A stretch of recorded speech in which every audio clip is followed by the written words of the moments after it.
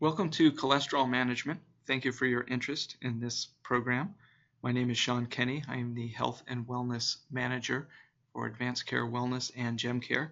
My contact information will be on the last slide if you have any questions or concerns or would like additional information. Some interesting statistics on cholesterol.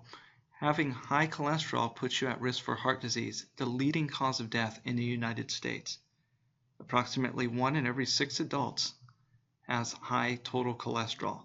The level defined as high total cholesterol is 240 milligrams per deciliter and above. People with high total cholesterol have approximately twice the risk of heart disease as people with optimal levels. A desirable level is lower than 200 milligrams per deciliter. For adult Americans, the average level is about 200, which is borderline high risk.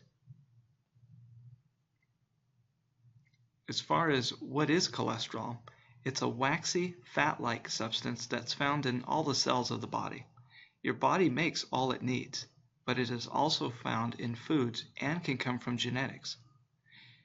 Cholesterol can leave deposits along the arterial walls, which we call atherosclerosis. High cholesterol can lead to heart disease, stroke, high blood pressure, sometimes called hypertension, and PAD, or peripheral artery disease.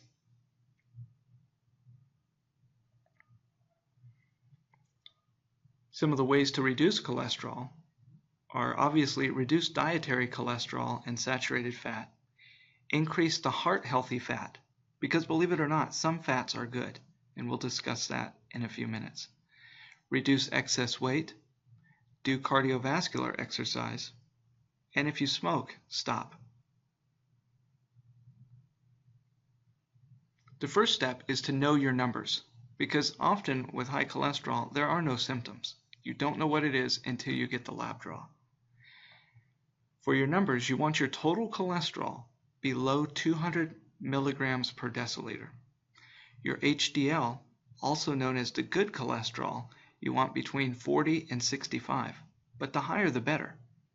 The LDL is a bad form of cholesterol, so you want that below 100 milligrams per deciliter. Think of the H in HDL for happy or healthy, and the L in LDL for lousy. That can help you remember which one is good and which one is bad. Then finally, triglycerides, you want to keep those below 150 milligrams per deciliter. The 4 areas that we'll focus on are nutrition, exercise, stress management, and other lifestyle factors. For nutrition, you're going to see it's absolutely vital that you read food labels. You have to see what you're eating. Reduce foods that are high in cholesterol. Read food labels and keep cholesterol below 300 milligrams a day. Your doctor may recommend an even lower amount, and always follow what your doctor says. Foods high in cholesterol tend to also be high in saturated fat. In this particular example, this food product does not contain any cholesterol. It's listed as 0 milligrams, and it doesn't contain any saturated fat. So be sure to read the food labels and also be conscious of the serving size. If it's 4 servings per container and you finish the entire container, you've got to multiply all those values by 4. Some foods that are high in cholesterol: egg yolk, caviar, liver, butter, shrimp, cheese. It's interesting to note that cheese is the #1 source of saturated fat in the American diet. Processed foods, fast foods. I see fast foods is listed twice, but of all the fast foods, it is the fast foods on the breakfast menu that tend to be highest in cholesterol. The sausage, the cheese, things of that nature. So you want to reduce the saturated fat in a diet. Foods to watch include butter, high-fat cheeses, high-fat cuts of meat, whole milk, and ice cream. Choose leaner cuts of meat, such as round or sirloin, and trim any visible fat. Drink low-fat 1% or fat-free skim milk rather than whole, and use low-fat spreads, such as I can't believe it's not butter. Now, believe it or not, some fat is good in a diet, and this fat we call monounsaturated fat. It's heart healthy. And the reason it's heart healthy is because it can increase your HDL. You may recall that is your good cholesterol. It stands for high density lipoproteins. Sources of monounsaturated fat include olive oil, corn oil, soybean oil, avocados, and nuts, but also fish oil and omega-3.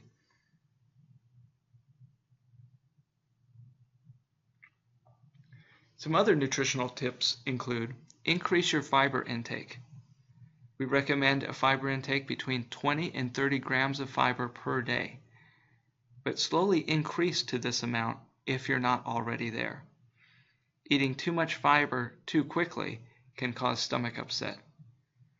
There's two types of fiber: insoluble, such as whole grains, wheat, bran, veggies, and fruit with skin, and then soluble, oats, beans, apples, psyllium, and barley.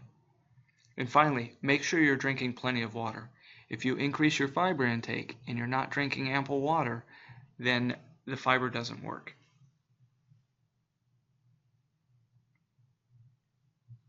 The next lifestyle change you can make to help control cholesterol is control stress. Prolonged exposure to stress can adversely affect every major system in the body. 75 to 90% of all visits to a primary care provider are stress-related. Stress can weaken the immune system and lead to a variety of disorders. And prolonged stress can actually increase LDL cholesterol. It can not only increase cholesterol due to hormonal responses, but people who are stressed also do not make the best lifestyle choices. So in a roundabout way, it can also increase cholesterol by eating poorly, not exercising, or other things that stress is impacting. Some ways to reduce stress. We do have a comprehensive stress management class I encourage you to look into, but some simple things you can do are make a list of your stresses. Take a piece of paper, you might need several, and write down all the different stresses in your life. And then divide that list into what is changeable and what is not changeable. Because some stress you can change. For example, some changeable stresses might be hanging out with negative people or doing things that kind of put you in a bad mood.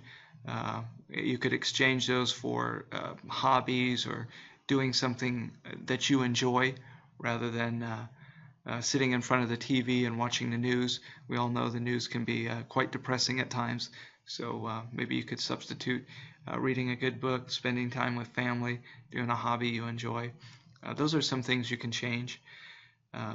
As far as the things that you can't change, you've got to focus on changing yourself, because you have the stress coming in and you can't do anything about the stress coming in, but you can at least control how you respond to it.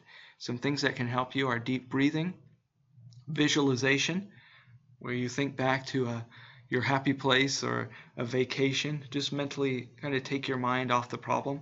Can help you see things more clearly. Journaling or writing the problem down can help you work through it. Stretching and especially cardiovascular exercise can help reduce your stress. Again, we do have a very comprehensive stress management class, and I encourage you to contact us for additional information where we go through those exercises and many more. And this brings us to exercise, a great way to control your cholesterol. The benefits are many and include increasing your HDL, or again, your good cholesterol, improved circulation, reduced stress, reduced weight or better weight management, better sleep, more energy, and many, many more benefits.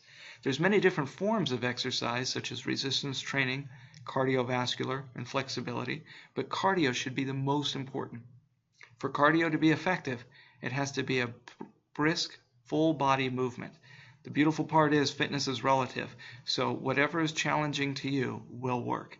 Just remember to use as much muscle as possible.